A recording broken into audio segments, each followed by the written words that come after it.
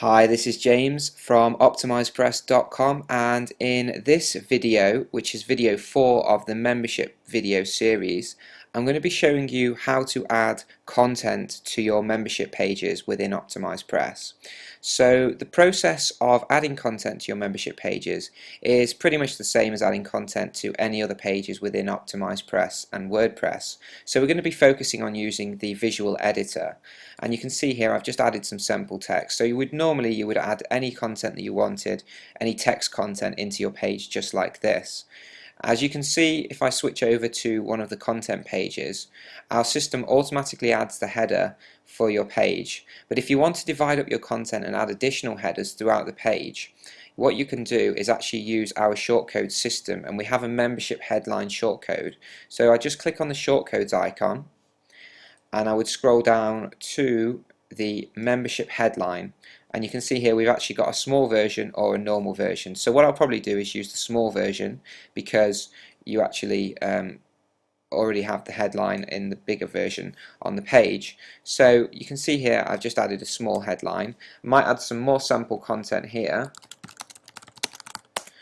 and then what I might want to do is add a block for downloads. So what I would do is go back into the shortcodes, and I'm going to scroll down to the downloads block and click the icon there, click to add to page, and what you're going to see is this box appear or something similar to this, and you can see you can change the box title by editing this here.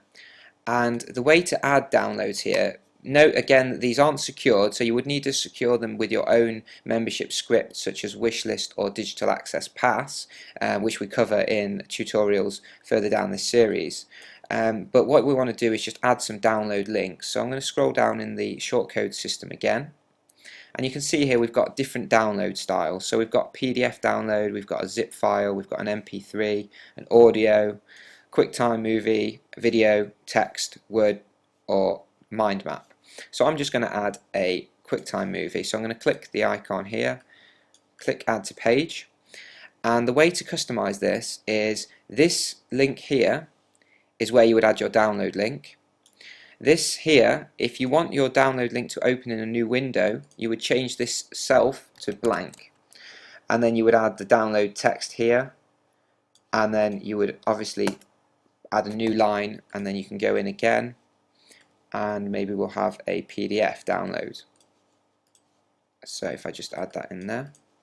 Now, one important thing to point out here, when you're adding your download link, if it appears hyperlinked just like this in your page, then this is going to break the shortcode, because you need to have the link, which is the URL of your file, but you don't want it to be hyperlinked. So if you see it linked like this, just click this button here to break the link, but obviously ensure that the full URL of your file is in this box here.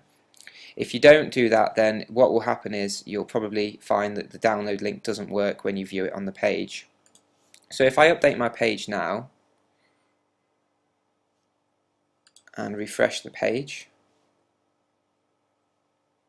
you can see my video here. We've got some sample content, we've got a headline which you would break up your sample content with, and then we've got the downloads box here. So you can see how easy that was to add, and obviously if you want to customize this anymore, you can add the description of your item here, and you can add as many items as you want to the page. As I say, you do need to use your own script for actually protecting your content, something like Wishlist or Digital Access Pass, which we'll cover later, but that's the way to actually add content to your pages. The other thing to mention here is actually the video. You saw that I had a video on the page, so if I just go to membership options, scroll down to video, and these video options work the same way as the normal OptimizePress options. So you can add in a URL for your video or a YouTube URL there. You can add in an embed code if you want to use a different video host, or if you're using Easy Video Player, add your code in here. You can set the video height and width. By default, the video height and width, if you're using our player, is 710 by 400 pixels. And obviously you can autoplay and you can control these. Remember that these controls only apply if you're using our own player. If you're using an embedded player, they don't apply. And you can obviously also enable comments here if you want to use them.